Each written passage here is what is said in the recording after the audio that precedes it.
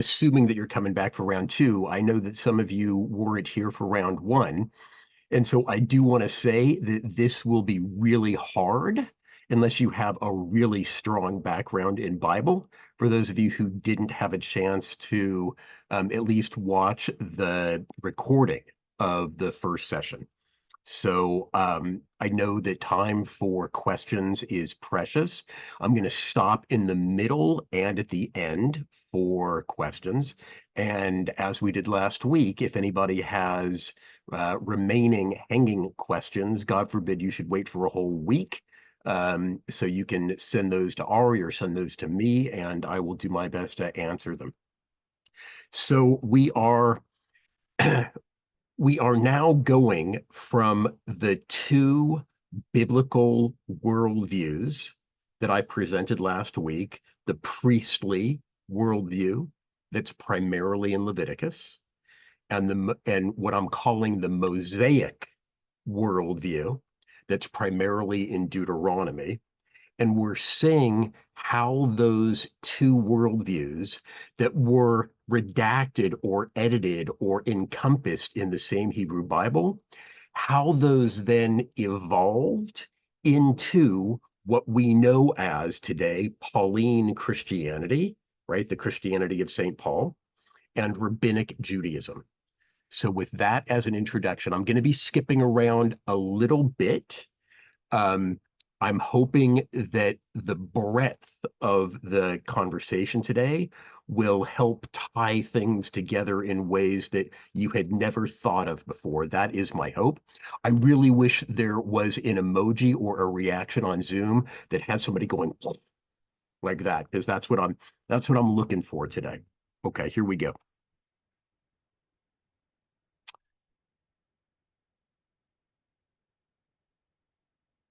Slideshow from the beginning. Okay. So again, you will see the word mostly in parentheses here because although I believe that Leviticus is mostly the operating system of Christianity and Deuteronomy is mostly the operating system of Judaism, you will see that it is not altogether 100%. So as we move in to the post-Second Temple period, what defines or characterizes that post-Second Temple period is a concern with the Messiah and a concern with how to achieve atonement in a world where there is no longer a temple that allows an address for animal sacrifices. So we're going to be talking about both of those things, but I wanted to start off by talking about the Messiah. So in the Hebrew Bible, the Mashiach, the one who is anointed, the way to say anointed with oil in Greek is Christ. The Mashiach is, in the Hebrew Bible, is a human being who will restore or establish Jewish political sovereignty to the Jews in the land of Israel.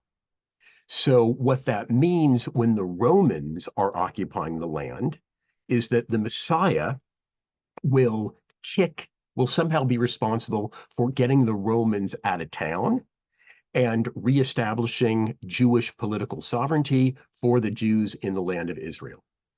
That line of the Messiah, according to the Hebrew Bible, emerges or comes out of King David's progeny. So in the Hebrew Bible, I keep saying this because this is really kind of the foundation. The King David is the product of an incredibly stained lineage. The way to say stain in Greek is it might be Latin, I'm not sure, is macula. So the Mosaic Messiah, the Jewish Messiah, is maximally maculate.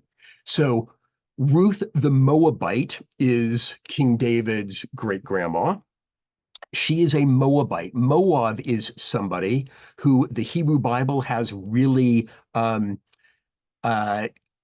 unattractive things to say about the lineage. Moav in the folk etymology means from your father.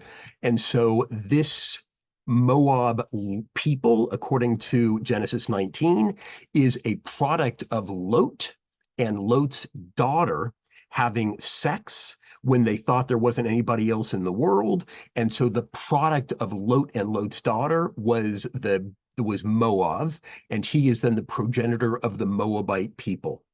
Okay, so that's on the Moabite side.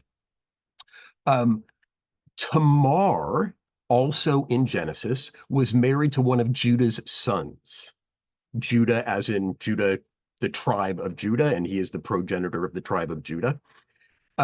She was around when two of Judah's sons died. Judah attributed their death to Tamar and therefore didn't want to have his third son marry Tamar, which would have been the menschlich and the legal thing to do. So Tamar tricked Judah into sleeping with her, and the product of their union, the product of that righteous act of harlotry, was Peretz, and Peretz is the ancestor of Boaz. In the book of Ruth, Boaz, who is the product of this righteous act of harlotry, marries a Moabite who is the product of this incest. So in addition to the harlotry and incest, it says in the book of Deuteronomy, don't marry a Moabite. So in the line of King David, we have harlotry, we have incest, and we have a violation of a Torah law. It doesn't get any worse than that. The stain can't get any deeper. No Tide, no kind of ritual detergent can erase this stain.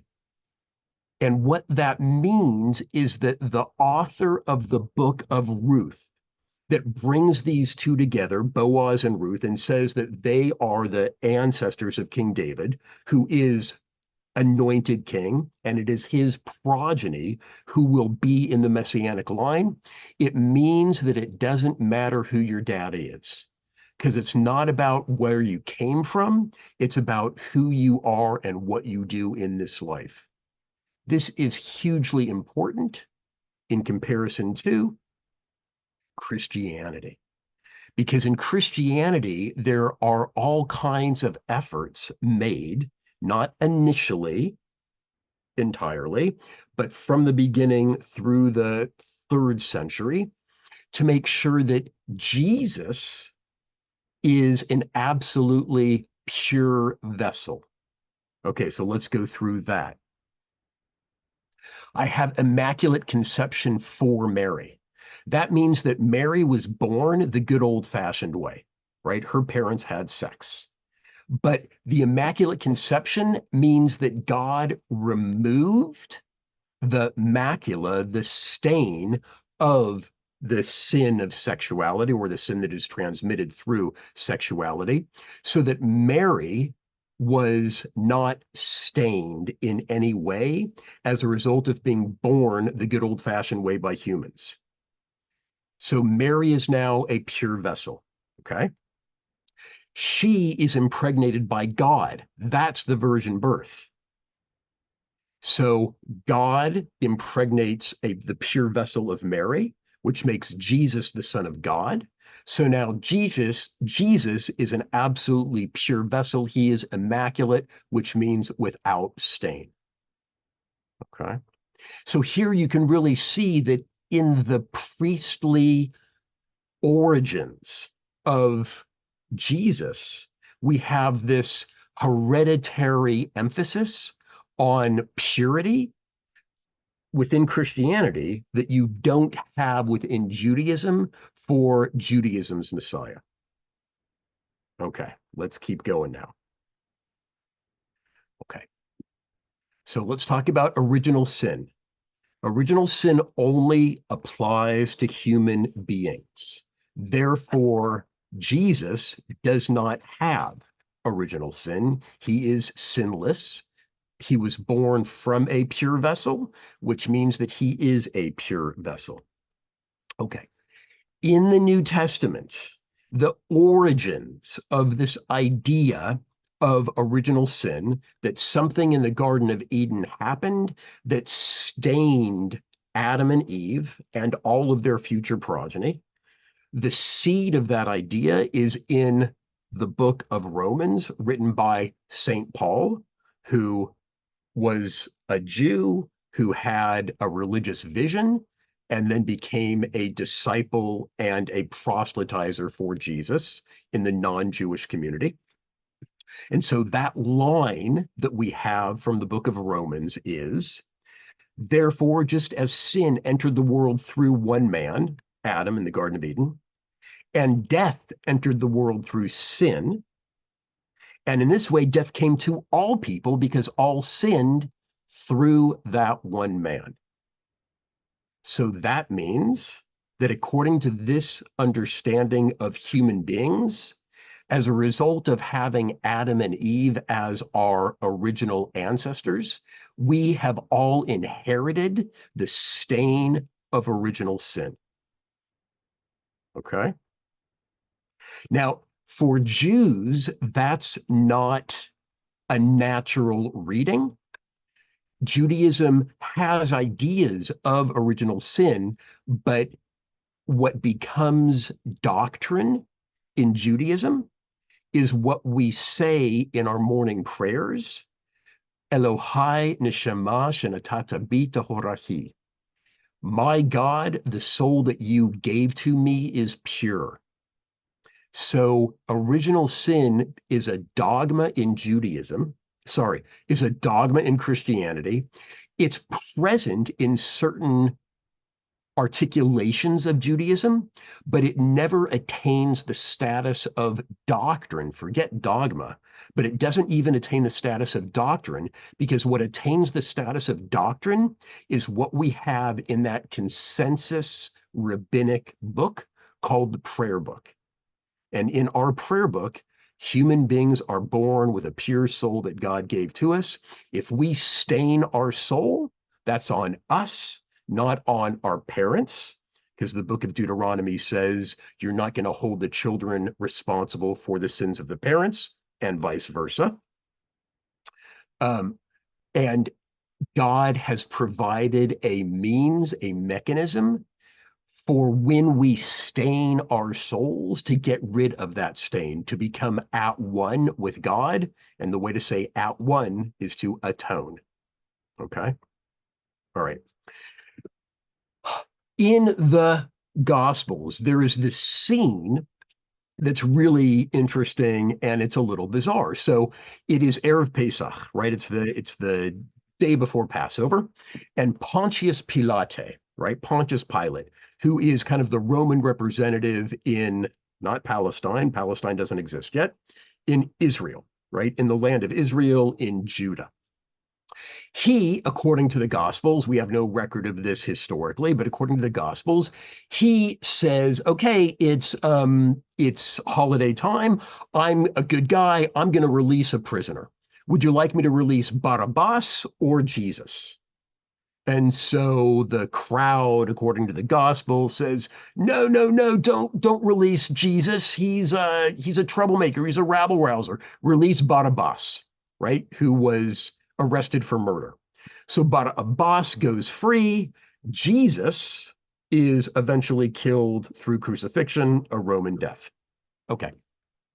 The way this is understood by later Christian commentators, and it strikes me as a really good interpretation, is that Bar Abbas is a symbol of Bar Abba, the son of the father.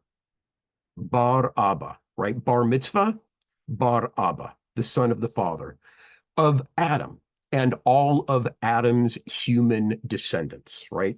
As far as we know, Adam only had Jewish descendants. Bar Abbas is guilty of murder, but yet he goes free. He goes free. But he's guilty of murder. Jesus hasn't done anything wrong, and he is killed. So this is how Jacob of Serug in the 6th century unpacks this scene from the Gospels that strikes me as being a pretty reasonable interpretation of what the New Testament is actually getting at here. The champion, Jesus, he bore the weight of the world and removed the ills of sinners by his suffering on the cross. The rich one, Jesus, paid the debts of the sinners. He died instead of Barabbas dying, right? Barabbas is really the one who should have been killed. But he paid the debts of the sinners and tore up the bond that all the generations didn't have the resources to pay. Why didn't all the generations have the resources to pay? Because they were all sinners. So if they were to die, they died for the sins that they had inherited. Okay. Again, this isn't a comfortable Jewish explanation because we hold ourselves responsible for our own transgressions, but this is the idea that is fundamental to Christianity. Okay.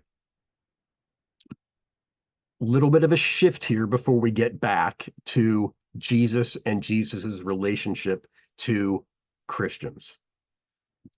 In the Hebrew Bible, we have this process of dipping into water called a mikveh. In the New Testament, we have John the Baptist, and John the Baptist is the mikveh lady from 2,000 years ago. Okay.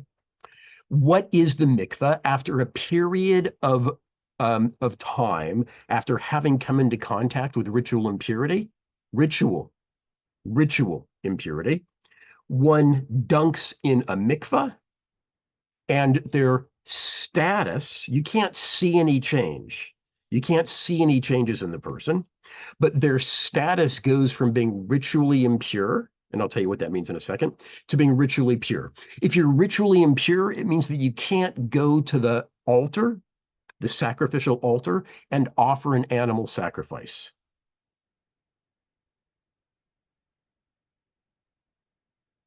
Okay? After leprosy, one uses a mikveh.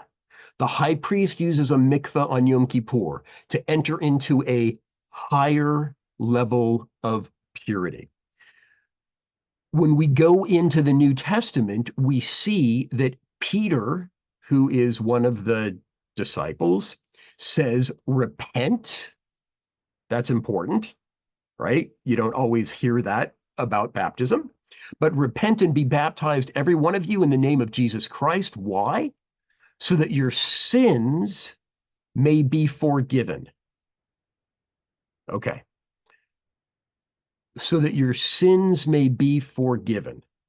So in the Hebrew Bible, you dunk into a mikveh to change your status from ritual impurity.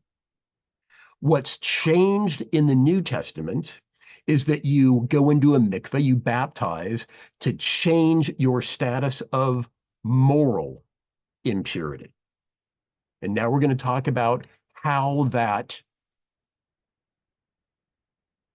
change from being stained or morally impure to then being pure or justified or cleansed of your sins works in the operating system of Christianity. Okay, we're going to get to questions in just a couple of slides. Okay,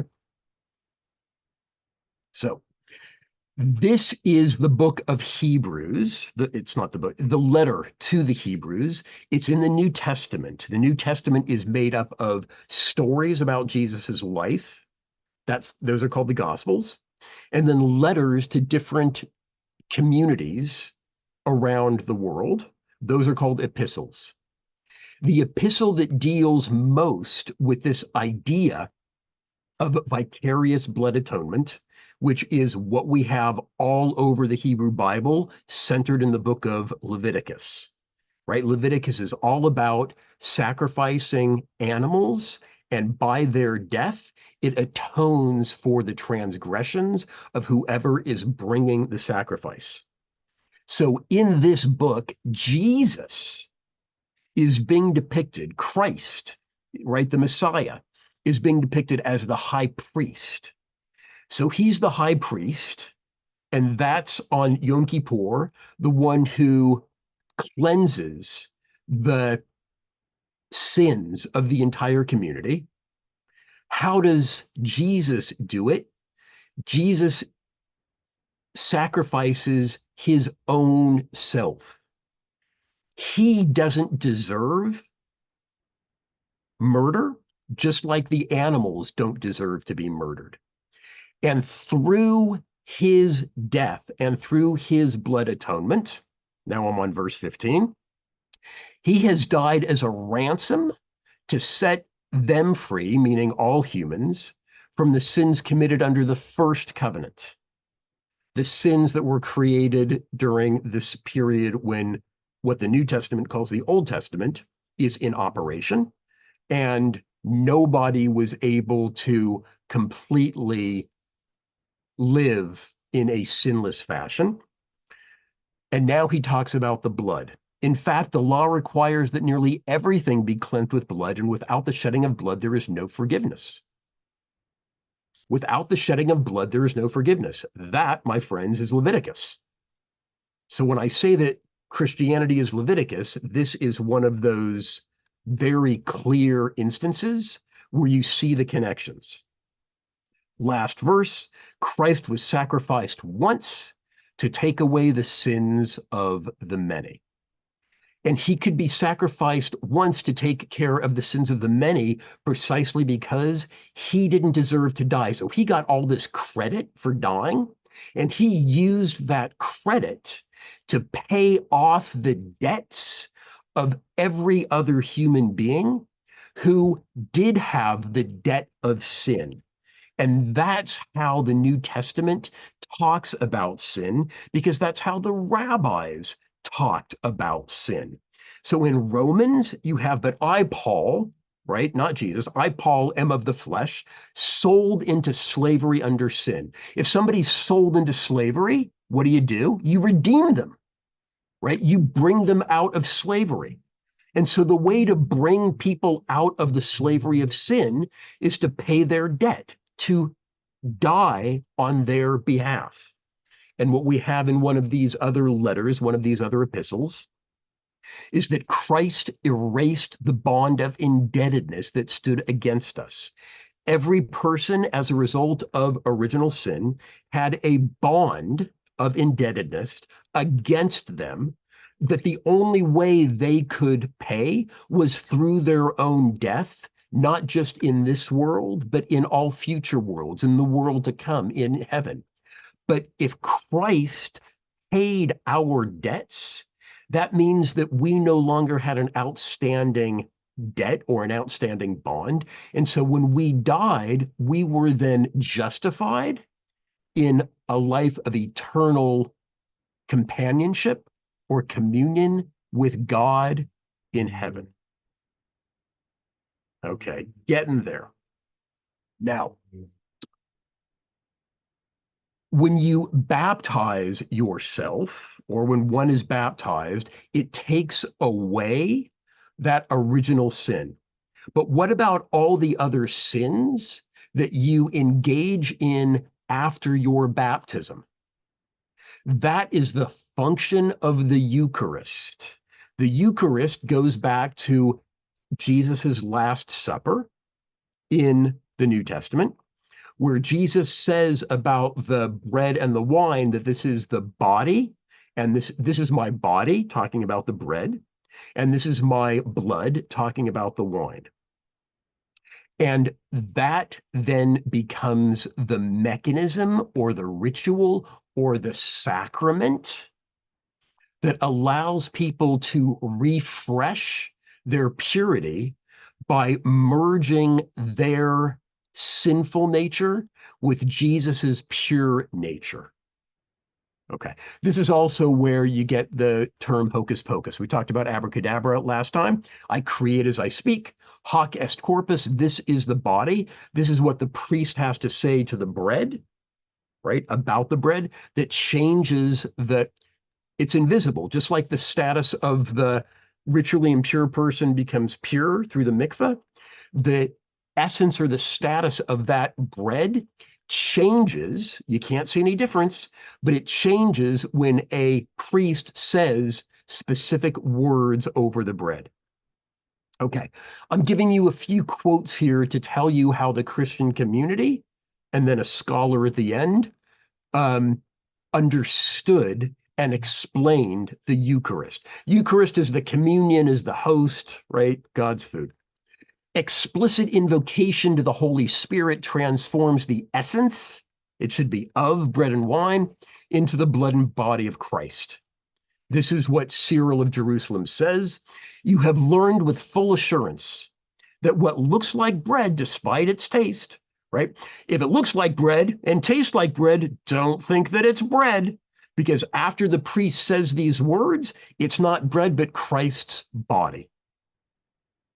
Just as Christ's blood was originally shed for the remission of sins, so the sinner has regular access to this forgiveness through the Eucharist. So you're drinking Jesus's blood, literally. It's been changed into that substance. It's been changed into that essence. And that's how the sins that you have acquired since you were baptized can be forgiven. Augustine says, the special property is to be understood in its unity, so that being digested into his body, into the person's body, and turned into his members, because it's absorbed by your body, we may be what we receive. We receive Jesus's body, Jesus's pure, immaculate essence, and so that informs, and I mean that literally, it forms who we are. And then this is a modern scholar, Gary Anderson. The victory that Christ achieved during his passion and resurrection was a one-time historical event, but its benefits were made perpetually available through the sacrifice of the Eucharist, of the Mass. And the last piece to demonstrate this Levitical operating system is that Jesus is ontologically, in his kishkas, in his essence, not only human, but also God. Just like in Leviticus, the high priest has something that no other humans have. He's got a special divine quality that other Jews don't have, or that other Levites don't have, that other Jews don't have, that other tainted Jews, bastards, mumsers don't have, and that Gentiles certainly don't have. Jesus has a divine quality. Jesus is divine. So this is how it is expressed by, did I give you the author's name here? I can't see. Oh yeah, How Jesus Became God by Bart Ehrman. The oldest gospel is Mark, and that assumes that it was at Jesus's baptism when he was a young man that Jesus became the Son of God, which is different than God. The next Gospels, Matthew and Luke, indicate that Jesus became the Son of God when he was born or conceived. The last Gospel, John, presents Jesus as the Son of God from even before creation, but even before creation does not mean eternal. That the idea of Jesus being the same as God the Father undergoes a long historical process that post-dates the New Testament. Paul, St. Paul, the guy that wrote the epistles, he understood Christ to be an angel, a divine being, not God, who became human. For John, Jesus Christ is the incarnation of the Logos. That's the beginning of the Gospel of John. In the beginning was the Word, and the Word became flesh. It's really not until we get to the Council of Nicaea, which is in Turkey in the early 4th century, that Christ is defined as from the substance of the Father, that Christ is understood not to be a subordinate God, but to be of the same essence, of the same substance as God the Father. And that means that Jesus has an ontological superiority to all other human beings, even more so than the high priest to whom he is compared in the book of Hebrews. All right, so here's the flow chart. Jesus, the Son of God, is the vicarious sacrifice. His death atones for the original sin that has stained all humans since Adam and Eve. Hereditary passage. The baptism into Christ allows humans to be reborn without original sin. And later, a priest says words that create a new reality for the bread and the wine. It changes them into Jesus's body and blood that allows humans to participate in Jesus's innocence from sin. This is Leviticus. It's the idea of an ontological, of a kishka superiority about Jesus. It's the idea of a vicarious sacrifice. It's the idea of water transforming or allowing someone to change their status. And then finally, it's about the words creating a new reality like God created the world through speech. I believe this is, okay. After this, I'm going to take questions. So if anybody's got questions, this is a good time to send them to Ari. The reason why I found this so humorous is because of this historical phenomenon. So this is Peter Berger from 1963. If you remember, one of the questions that came up last week had to do about, is this having to do with the polemic, the argument between the priests and the prophets? I also was under this impression that the priests and the prophets were like going at it. I fell victim to poor Protestant biblical scholarship. When I figured this out 25 years ago, I was like so embarrassed because I hadn't done, my graduate school work didn't have any biblical work at all. My PhD is in Jewish thought, which is almost all post-biblical, meaning from the rabbinic period forward. So this is what we all ingested, including me, what I ingested, and why what I have just explained to you about Christianity having Leviticus as its operating system is so deliciously ironic. So here we go. I'm going to read this.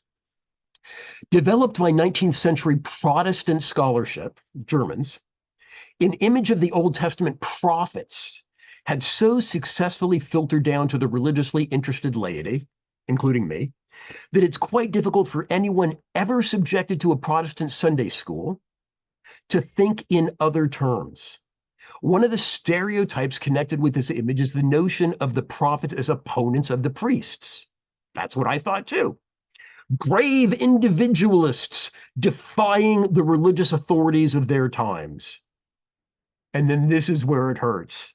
It doesn't require great sophistication in the sociology of knowledge to guess why this image was developed by Protestant scholars, because they're going to town against the Catholics, right?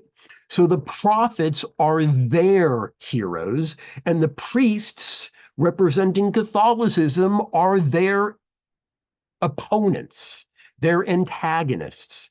But meanwhile, even though it was the priests representing Catholicism that the Protestant scholars were really writing against and had in their scopes, you know, it's also the Jewish Bible, right? It's also Leviticus, and the whole priestly tradition comes out of Leviticus. During the period that the Wellhausen school dominated Old Testament scholarship, the notion that priests and prophets were fundamentally opposed attained almost axiomatic status. It's wrong.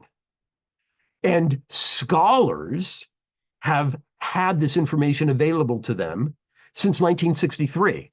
But we are still in the non-biblical scholarship world under the misperception that somehow the priests and the prophets were at odds, right? There is tension and there are explanations for that tension, but it's not that the prophets considered priestly sacrifices worthless at all.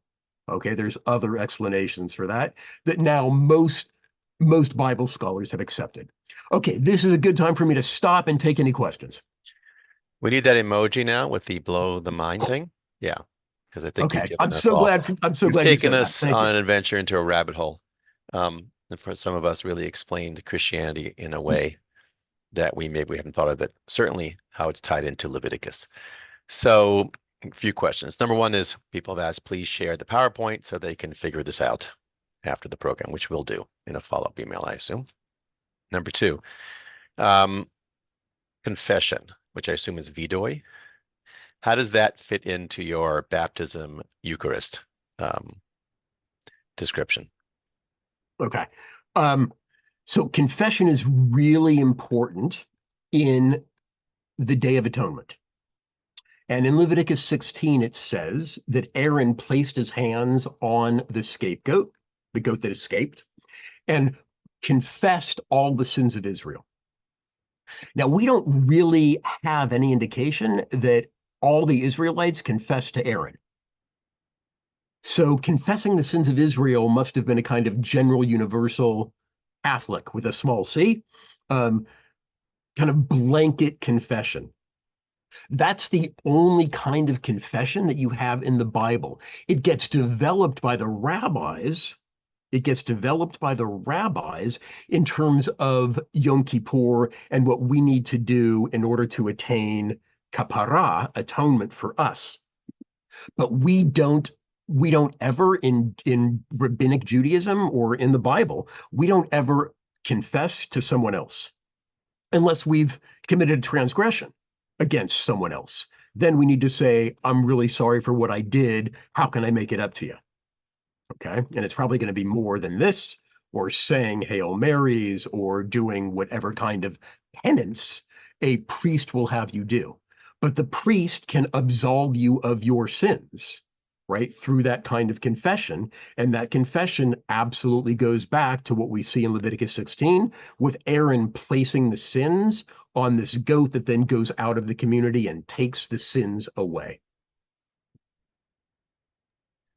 So what's interesting, just to reiterate, is that Leviticus, which is one of the 5 books of our Chumash, of our Bible, disappears in its importance from Judaism after the destruction of the temple, because we don't have a temple, we don't have sacrifices. We're going to talk about what the rabbis do to replace what's in Leviticus. But your whole argument today is that it's all alive and well in Christianity. Basically, Leviticus is, I mean, that's what you're saying, is that we Jews, we don't like to read Leviticus. We think it's completely irrelevant to Judaism today. However, for Christians, it's alive and well. You know, we have Christians joining us today. I'd be interested to know what they think about this and whether they've thought of it that way as well. But I see a bunch of questions about then why do we have Leviticus in the first place?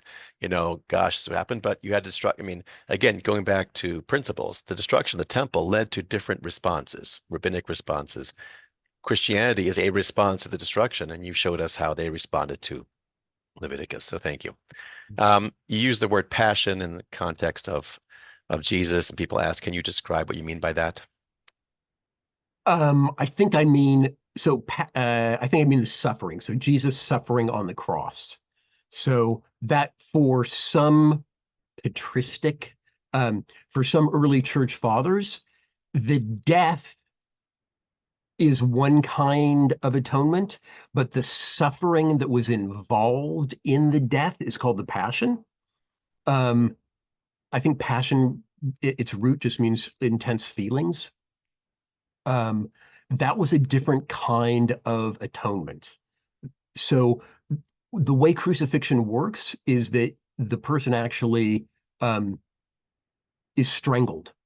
They can no longer breathe. The weight of their, okay, I'm going to get this wrong, but the weight of their rib cage eventually becomes too much for their muscles when their arms are up to be able to lift up and down in the diaphragm, and they expire from, they can't breathe. And so it's supposed to be a particularly painful form of execution. And this was known. And so the passion or the suffering of Christ is another way in which that debt that all human beings have by virtue of having original sin transmitted hereditarily, right, can be repaid. Thank you. You started in your discussion about Messiah, David coming from really challenged background, Moabites, and from the harlot by the side of the road, which is the story of Tamar, who acted like a harlot to sleep with Judah, correct? But Jesus has to come from this line, right, to be the Messiah. So how does that fit into this whole Jesus story? Yeah, so several of the, like Matthew and Luke, so several of the Gospels trace Jesus's lineage to King David. I guess the problem is that Joseph, they link the lineage back to King David from Joseph, but then Joseph doesn't really have the kind of input into Jesus that we normally associate with paternity. So I'm not. I have heard different.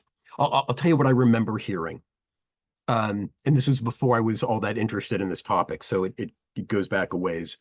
That just like the mother in Judaism dictates the religion, but the father dictates the tribe, right? Somehow it's that kind of distinction, right? It doesn't matter if the father is Jewish or not.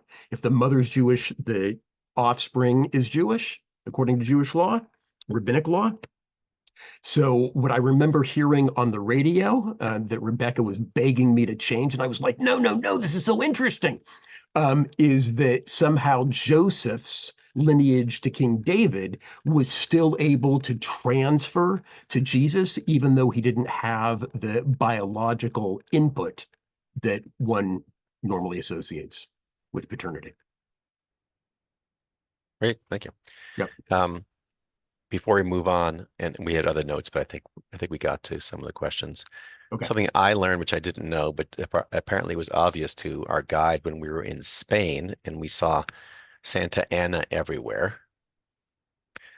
When I asked who was Anna, I was told, well, it's Mary's mother.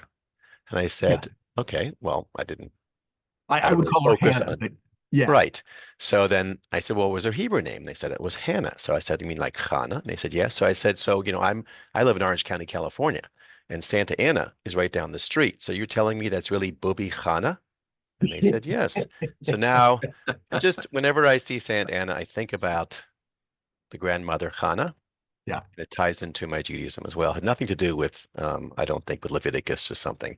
But I do appreciate the hocus pocus. I'll have to look that up as well. So if you want to move on, And you're welcome and to. I think it's really interesting that Immaculate Conception applies to Hannah's birth of Miriam, right?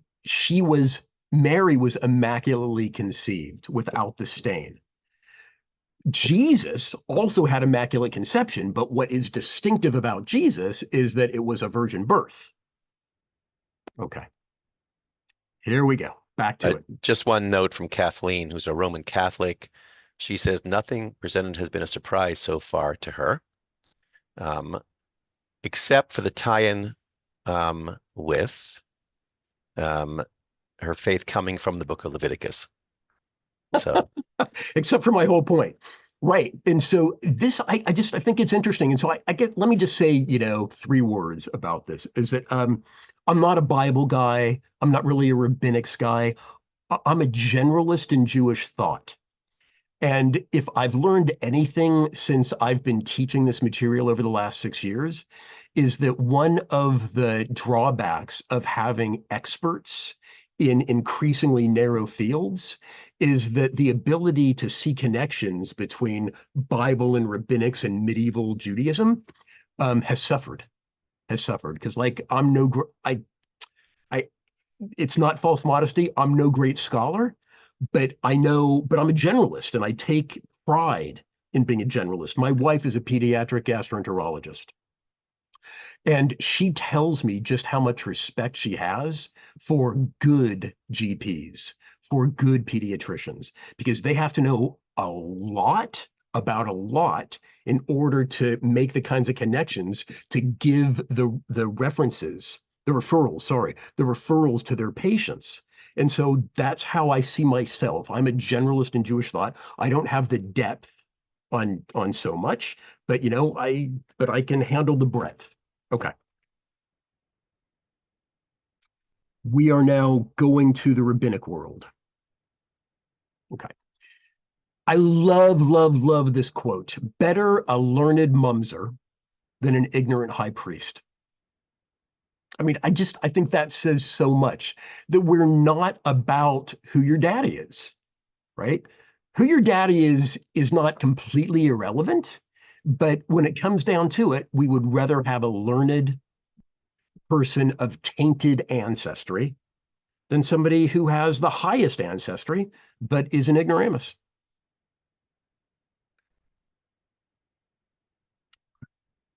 Now, let me say this in the most provocative way I can. In the beginning was the Word, and the Word became flesh. In the beginning was the Logos, the wisdom of God, and the wisdom became flesh. Jesus became the incarnation of God's Word in the prologue to the Gospel according to John. In Rabbinic Judaism, we, meaning every single Jew, are trying to embody God's wisdom. We're not God incarnate. We're trying to be God's wisdom incarnate. And here's the way that idea is expressed in the Talmud.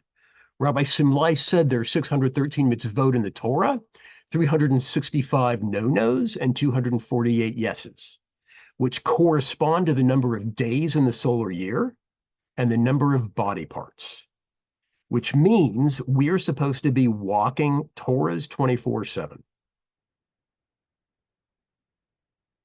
We are supposed to embody in all of our limbs and all of our body parts at all times the Torah, which is understood to be God's wisdom. So this is really where you can see how the Torah and Christ are functionally equivalent in some ways. They're functionally similar. I can say that without hedging, without moving my head at all. They're functionally similar. Look, no head movement. Okay. Whoever is occupied with the teaching of the sin offering, which is how you get atonement, right? In the biblical period, when you had a temple and an altar. Whoever is occupied with the teaching of the sin offering is as if he were offering a sin offering. Oh, well, that's convenient, since we can't offer a sin offering after the Romans destroyed the temple in 70. And whoever is occupied with the teaching of the guilt offering is as if he were offering a guilt offering. So, Ari, that's why we keep talking about all these offerings, because it is functionally equivalent to doing them. That's the move that the rabbis make. The Talmud Torah, the study of Torah, becomes a functional equivalent to sacrificial atonement. And then I particularly like the image here. When a sage sits and droshes to the congregation, Scripture accounts it to him as if he had sacrificed fat and blood on the altar. Fat and blood on the altar. Okay. So these are the different substitutes for sacrifice. In Pauline Christianity, it's Jesus through baptism and the Eucharist. There is no original sin as a doctrine. I want to make sure everybody understands there is the concept of original sin in Judaism, but it never attained the level of a doctrine. Okay. And just the opposite, in the prayer book, we say, Eloheinu shemashina tatabita horahi, right? God gave us pure souls. These 5 things that I've listed on the left under Rabbinic Judaism, those are the substitutes for sacrificial atonement. Notice, please, they're all from Deuteronomy. The weakest link of those 5 things, let me make sure that's right. Yes, the weakest link of those 5 things is the first one, prayer. So what Deuteronomy 26 actually talks about is a ritual that involves going to the priest in the temple in Jerusalem when you've come into the land of Israel with your first fruits and making a declaration. So that declaration is like a little liturgical statement. And so that's the closest thing we have to institutionalized prayer. There's personal spontaneous prayer all over the Bible. But in terms of having a choreographed, required liturgical moment, that we do see in Leviticus, in Deuteronomy 26, all in Deuteronomy. Okay. Now, anybody who keeps kosher is familiar with the concept, even if you're not familiar with the Hebrew, of Butel Bashim. Butel Bashim means that in the process of cooking your meat stew, if your 5-year-old has a glass of milk and slips in the kitchen, and a drop of that milk flies into your meat stew, which is a violation of the Torah's prohibition on combining milk and meat, as long as, please take notes, as long as the volume of the milk is less than 1/60th of the volume of the meat stew, you don't have to sell your stew to Gentiles, feed it to the dogs, or throw it away. It's got to be unintentional. You can't pretend to have somebody slip so that you can add just a little tiny bit of cream to whatever you're making because it'll make it so much better. It's got to be unintentional. Now, my question, Trevor. Where does that 1/60th rule come from? Well, it comes from the Mishnah, but kashrut is in the book of Leviticus. It doesn't say anything about almost everything you eat has to be from the pure animals, and almost everything you eat can't be a combination of milk and meat. But the rabbis begin to tilt toward the Mosaic Torah that takes intention into consideration. If you didn't mean to do it, we're going to have pity on a Jew's finances. I'm quoting the Talmud.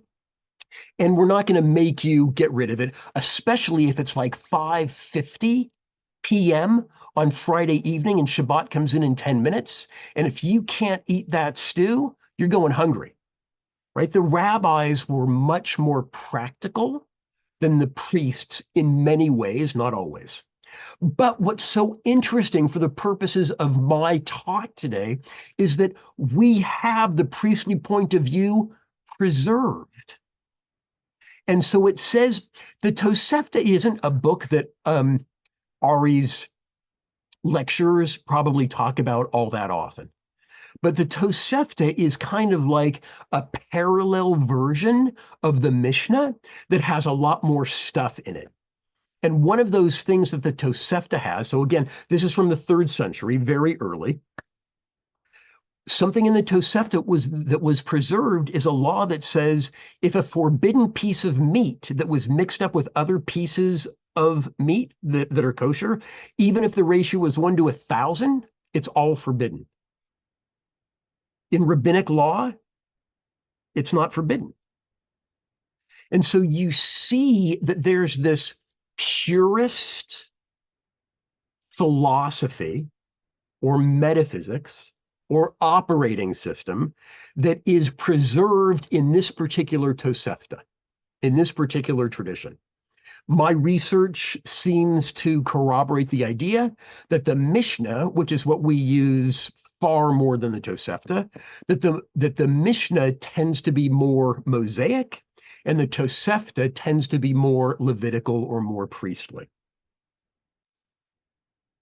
Now, I think that I told you as an introduction last week that sometimes you get these machlokot, you get these disputes in the Talmud, and you're just like, wow, they had too much time on their hands. They're crazy. They're nuts. They're such literalists. Once you understand the philosophical background behind these disputes, you can still think that, that the metaphysics is nuts, but at least you'll understand that the dispute is not nuts. Okay, so in Leviticus, right, when somebody commits an act of robbery and sins, and then you realize your guilt, right? I really shouldn't have done that. I want to change my evil ways. What do? You have to restore that which was gotten through robbery, and then you give a 20% penalty. Okay. Well, that's easy when you stole a watch. That's easy when you stole a diamond ring. But the rabbis want you to think about something else. What if you stole a piece of wood? What if you stole a beam? If one robbed, now I'm on the Beit Shammai bottom. If one robbed another of a beam and then built it into your house, and you're having a cocktail one night and the fire's on, and you look up at that beam and you're like, I regret that I stole that beam. And so you go to your rabbi, whose name unfortunately is Shammai, and you say, Shammai, when I was young and stupid, I committed an indiscretion, a youthful indiscretion. And I stole a beam, and now, like I was looking at it the other day, it's holding up my house. I'd like to make tshuva. I'd like to make amends. So Shammai says, I applaud your honesty and integrity, my boy. Destroy the entire building and return the beam to its owners. I'm going to go back and have another drink, right? It's very unlikely that I am going to destroy my house in order to make amends for that youthful indiscretion, which is why Beit Hillel says, no, don't be stupid, just the value of the beam. But that requires an ordinance instituted for the sake of the penitent, right? A takana, which is an ordinance instituted for the sake of teshuvah. Now, is Beit Shammai stupid? Is he cruel? Is he a literalist? Is he unrealistic? He's none of those things. But he is the heir of the metaphysics or the operating system of Leviticus. When that act of robbery happened, there was damage, invisible damage to the cosmos. The only way to repair that invisible damage is to remedy that damage by restoring that which was gotten through robbery. It's not literal. I could show you other places where it's not literal, but that's what's going on here.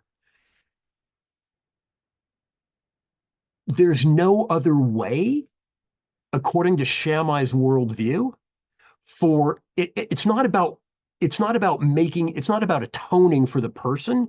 It's about repairing the damage that's been done as a result of the transgression. Okay. So Rabbi Eliezer is a descendant of Beit Shammai. And there's a passage in the Talmud that has perplexed scholars. It's about compromise. Rabbi Eliezer says it's prohibited to compromise, no compromises. Anyone who compromises is a sinner, not is called a sinner. Everyone who compromises is a sinner. And anyone who blesses the compromiser is cursing. The Talmud doesn't say God, that's the translation that I used, it included that, so I didn't bold it. Rather, judgment shall pierce the mountain, right? Doesn't matter if you have to drill through a mountain. It doesn't matter how hard it is to establish truthful justice, for judgment is God's. I hope everybody is shocked by this. And it's not one of these moments. But if you understand that Rabbi Eliezer is saying that anything other than what provides a remedy or a cure for the injury to God's planet, God's system, it's not going to work. And so therefore, if you're saying that it's going to work and you by a compromise, and it's not going to work, you're lying and you're undermining God's system of justice. And if you're undermining God's system of justice, you're a sinner. And at the same time, there's this other, what we would consider to be rational or more rational operating system, Rabbi Joshua, who says, no, you're not a sinner, it's a mitzvah. It's a mitzvah to compromise, as it says in Zechariah, execute the judgment of truth and peace in your gates. And now he's going to explain that verse. It's not that in the place where there is strict judgment, there is no true peace. Is it not that in the place where there is strict judgment, there's no true peace? And in a place where there is peace, there's no strict judgment? Rather, which is the judgment that has peace within it? So you need to find a judgment that has peace within it. You must say this is a compromise when both sides are satisfied with the result. We, I think, most of us, usually, would say, right, we're going to compromise, right? Politics is the art of the possible. That's not the religious metaphysics that Beit Shammai or Rabbi Eliezer or Leviticus was operating within. In this worldview, my friends, as I mentioned last week, kavanah, intention, is irrelevant.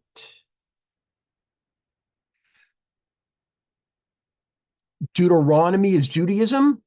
Mostly. But there are some vestiges of the priestly worldview. And here, you are going to be exposed to some particularly problematic aspects of Jewish halakha, of rabbinic halakha. And now I will show my cards. I'm not going to say that demonstrate the priestly point of view, but I'm going to say because of the priestly worldview. Here we go. This is both of these are Talmudic statements. And similarly, you find with bills of divorce of women, that's called a get, right? Women need a get by the man in order to be divorced. And when you free a slave, manumission of slaves, that when the court rules that a man must divorce his wife or free a slave and he doesn't want to, what does the court do? Back in the day, according to the Talmud, they beat him. They beat him until he says, Ani hotzeh, I want to divorce my wife or I want to free my slave. Okay, but these are lawyers. Isn't that under duress, right? Why should we accept his statement under duress when we know that's not his intention? That's what the Talmud is asking here. Why should this be effective since his intention is not to divorce her or to free him? The answer is, it's because we say that matters that are in the heart, meaning in the mind or your intention, are not legally actionable. They're not legally significant matters. Intention is irrelevant in this priestly worldview. So part of what I brought this for is to show you that intention is irrelevant. The other part is that rabbis used to be on the sides of women, and they would beat a recalcitrant husband who was denying his wife of a writ of divorce. They would beat him until he said, write her a get.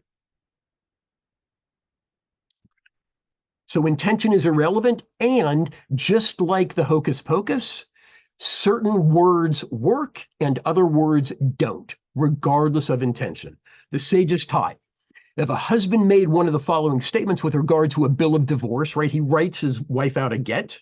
If he says it's void, I don't want it, then that voids or takes away the legal force of the get.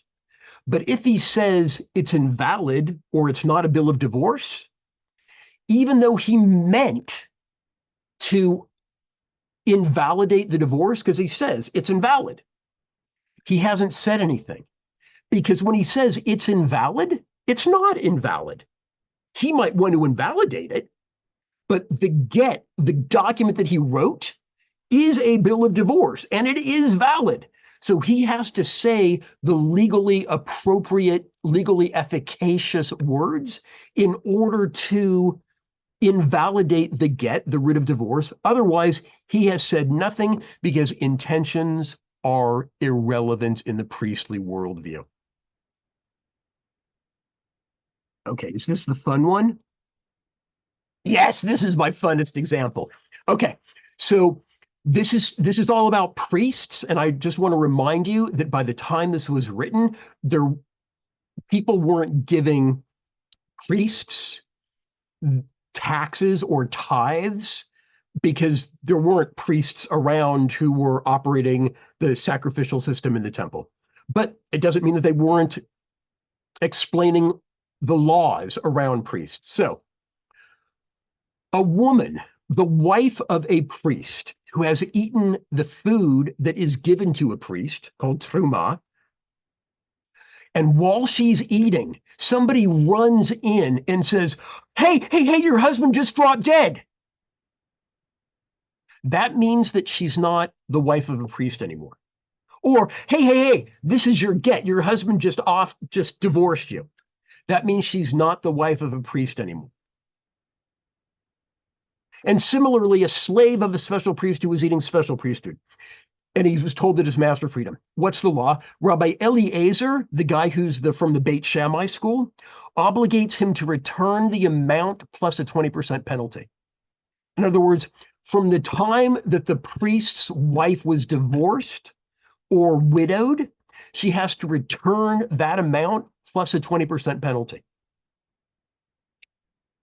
It's not ridiculous. Stop saying that's ridiculous. It's not ridiculous. The worldview that generates the law is ridiculous. But once you accept that worldview, that there's been damage to the world, and the only way to repair the damage is to do this ridiculous thing, right? Okay, I understand. And Rabbi Joshua says, no, don't be ridiculous, and exempts them from consequence. And this is really where I think, this is my very favorite example. Okay, so a priest is on the altar, and he's making sacrifices, right? Killing those animals left, right, and center. And all of a sudden, somebody runs up and says, your mama was divorced. Well, wait a second. If his mama was divorced, a Kohen, a priest, can't marry a divorced woman. And if a Kohen, a priest, can't marry a divorced woman, it means that their son from that illegitimate marriage doesn't have the privileges of being a priest. Because in this case, it goes through the mom too. Rabbi Eliezer says all the sacrifices that he ever offered from the time he started offering sacrifices, they're invalid, because he wasn't a valid priest to offer the sacrifices. And Rabbi Yehoshua, our voice of pragmatism and reason, declares them all valid. This is not a dispute between a hardliner and an accommodationist. This is a dispute between Leviticus and Deuteronomy.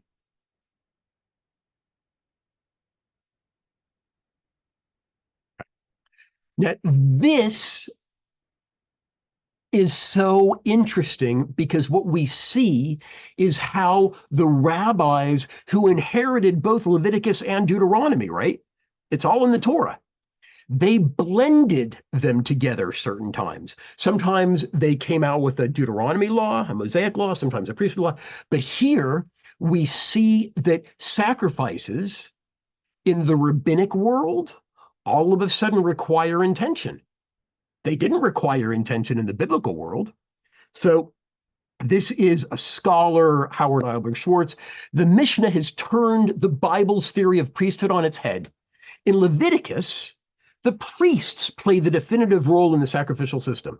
Leviticus knows of no constraints by the householders, the people that are offering the sacrifice, giving the animal to the priests. Leviticus knows of no constraints by householders on the exercise of priestly duties. In this respect, the Mishnah has demoted the priest. That's interesting. Demoted the priest and given the offer of the sacrifice a more central role in the sacrificial system. It's the intentions of the householders which define what kind of sacrifice is being offered, the classification of the animal.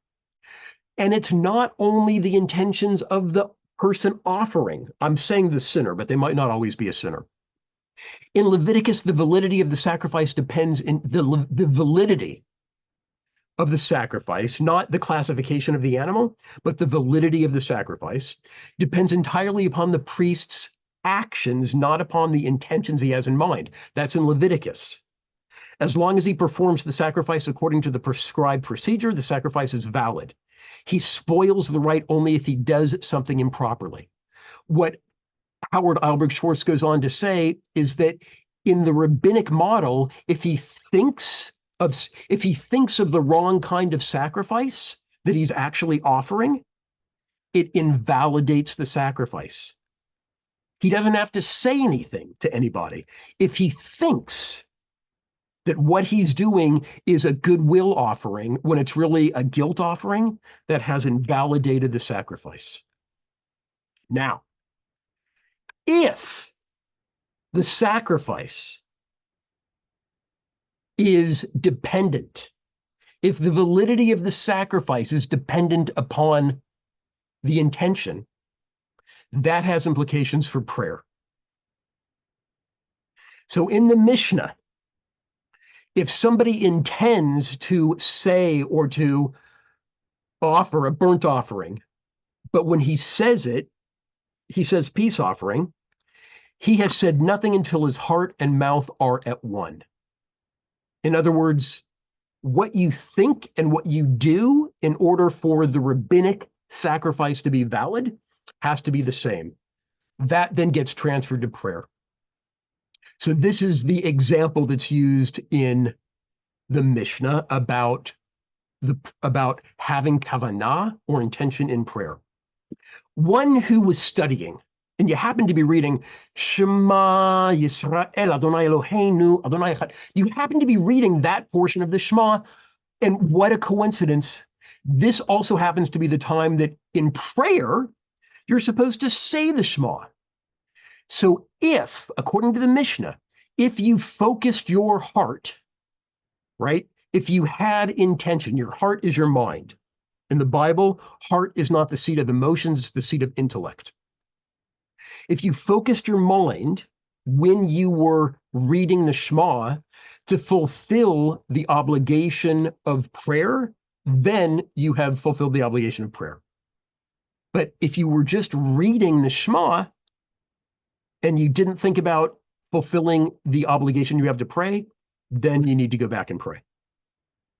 So that's how this connection between sacrifice and prayer shows up in the realm of kavanah. Okay, we're getting to the end, folks. Another area where the priestly model obtains or is present is in personal status. So whether you're talking like a mumser, okay, this is something the conservative movement has done away with, but in Orthodoxy, 1-800-MUMSER, right? That's the dating number. I'm being serious, right? I don't know how to write mumser's only 7 letters, but they've got some kind of 800 number in New York, so because mumsers can only date other mumsers. Okay. In the 16th century code of law, a criminal who transgressed a communal decree or committed any transgression, as long as he hasn't been put into harem, excommunicated, he can be counted in a minion, right? He's good enough to be a Jew for the purposes of 10 men in a minyan. A 20th century legal code is now commenting on that verse, on that law. Even if the crime that this person committed was a capital offense, even if the person committed murder, he can be counted in a minyan. Why? Because a Jew who has sinned is still a Jew, and his kedusha endures. His holiness endures. So a murderer who hasn't been excommunicated can count in a minyan because his holiness endures. But someone like me, who does not acknowledge the divinity of the oral Torah coming from Mount Sinai, is not to be included in the counting of the 10 in a minyan.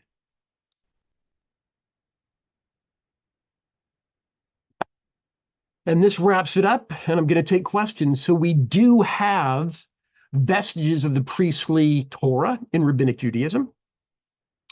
We see it in terms of time, which is why people who are strictly observant are so insistent about when Shabbat comes in and goes out.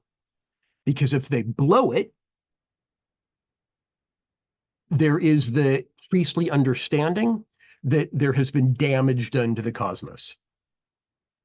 And in personal status, in marriage and divorce, right? Just like the husband utters the words that Ari talked about from Maimonides in 3rd grade, right? This boy said to a girl, right? The formula establishing a marriage between the two of them, they had to get divorced because the words create a new reality, the words spoken by the boy, and that's why words spoken by the boy have to dissolve that reality through a get.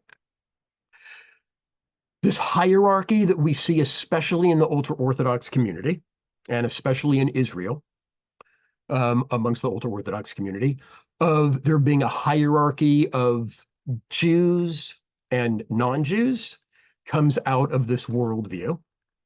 And I will point out, although we haven't discussed it at all, part of what the priestly Torah was about that I talked about last week is separation. And so the law against male homosexual intercourse is part of this set of separations.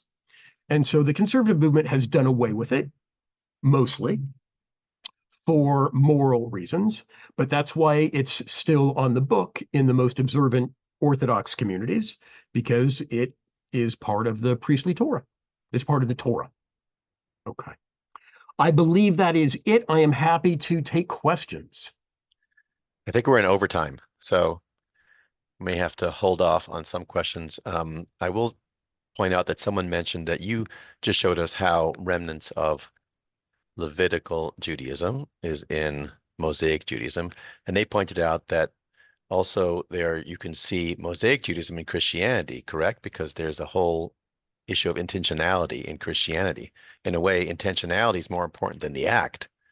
When you think about something, if you think about doing a sin, you've committed that sin. Therefore, you can see that in Christianity, correct? That you have that overlap. Absolutely. And we have that in Judaism too. I remember the first time I read Playboy, there was an interview with Jimmy Carter who said, I have lusted 1,000 times in my mind. And I was like, that's a weird thing to say, but that's coming right out of the New Testament, right? Yeah. And then people, yeah, they're looking forward to getting the handout from today so they can read it, understand it. People ask, is there any good book that you can recommend on what you're teaching, or is this what you're teaching, my book. kind of putting it together? I've developed this in ways that I don't entirely incorporate into coherent Judaism, but coherent Judaism talks about these two different operating systems exclusively within the context of Judaism. So I wanted to include the Christianity part because I think it's so interesting to have the foils. And someone says, hidden in plain sight, you look at Christianity, and of course they call their clergy priests, tying into Leviticus. They, in certain parts of Christianity, they dress up like the Pope, like priests, and like the cardinals and the Pope. They are literally in plain sight Levitical Jews. And that's why when priests do bad things, it's so hard to defrock them because their authority doesn't reside in their title, it resides in their person. just like the metaphysics of Leviticus. Right. For Uh, me, it's all about, like, I've got no authority as Shai. I've got authority as rabbi. And once you stop calling me rabbi, that's it. Like, I don't have any authority. But it doesn't work that way in Catholicism. And then a few points, a few questions about the Haredi world and going back to the Haredi argument in Israel, for example, right now, that their study is important to protect Israel. And is that the Levitical world of study has this magical ability to kind of repair that force field, or is it the rabbinic world that their study replaces the sacrifices, and just by studying, Mm, they mm. now they're able to protect Israel? So just Yeah. out of interest, people are asking from a Haredi perspective, Yeah. what are they doing? Which part of is it Levitical? Is it Mosaic? Is it Yeah. both? So it could be both. If it's Levitical, it's the force field. If it's Mosaic, it's a reward for their study. And so we don't exactly know. Part of what I wrote about was that there's all these laws now, as well as theologies that might go one way or the other. We've been assuming that they're all Mosaic, but now that we understand how pervasive this Levitical model is in Judaism, it opens up the possibility that we need to reread all of our Agadah. Okay. What's the promo for next week's class then in this So we're series? going to be looking at how the Mosaic Torah goes from the rabbinic period to the Middle Ages through medieval philosophy. And the last class is going to look at how the priestly Torah in the rabbinic period goes to Jewish mysticism in the Middle Ages. I'll end by saying those of you who remember CSP hosting Rachel Elior may remember that she argues that the Kabbalistic tradition actually originates from the priestly tradition, that it was always there.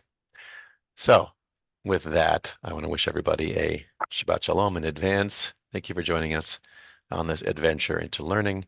It's always nice to have a nice group, and I will share what I can as a follow-up for your reading. Thank you. Thanks, everybody. See you next week. Bye-bye.